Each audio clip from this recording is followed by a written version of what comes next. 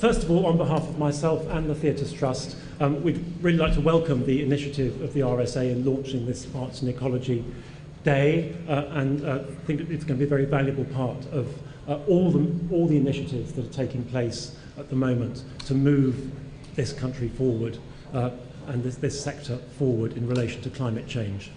A bit about the Theatres Trust, first of all. It's the national advisory public body on the protection of theatres, and that means theatre buildings, and it advises government at all levels on how to ensure a better and brighter future for theatres. And it also has a role to advise those responsible for theatres on how to ensure the sustainability of their theatre buildings, economically, socially, culturally, and environmentally. So sustainability, in its widest sense, is right at the heart of the Trust's activities.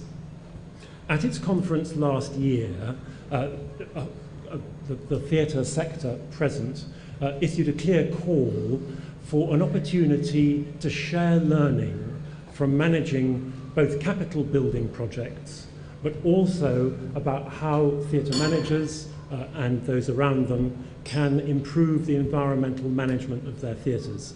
And the conference next Tuesday is designed to provide just that, a space and time for sharing learning.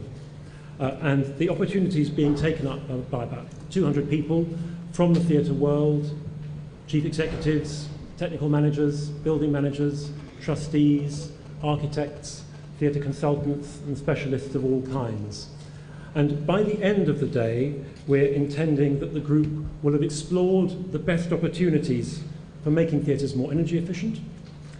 They'll have learnt about the ever-evolving regulatory framework now and looking forward into the future, discussed the impact of climate change on big capital building projects, considered options for adapting and retrofitting existing theatre buildings, and all of these helping delegates to make more environmentally sustainable use of their resources.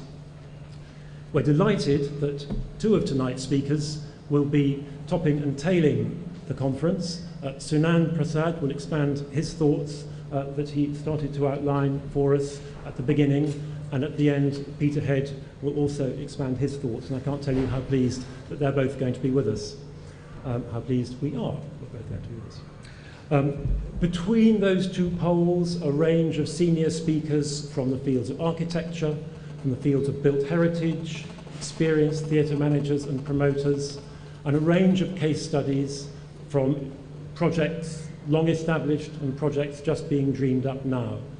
And one of the things I've learnt while preparing with Maura Samuel, the director of the Theatres Trust, the programme for the day, is that we all have something to offer and something to learn, no matter where we are on our journey in this. It's a point that's been made earlier today, and it's a point which I would like to reiterate. There's something that we can all do, there's something we can all offer.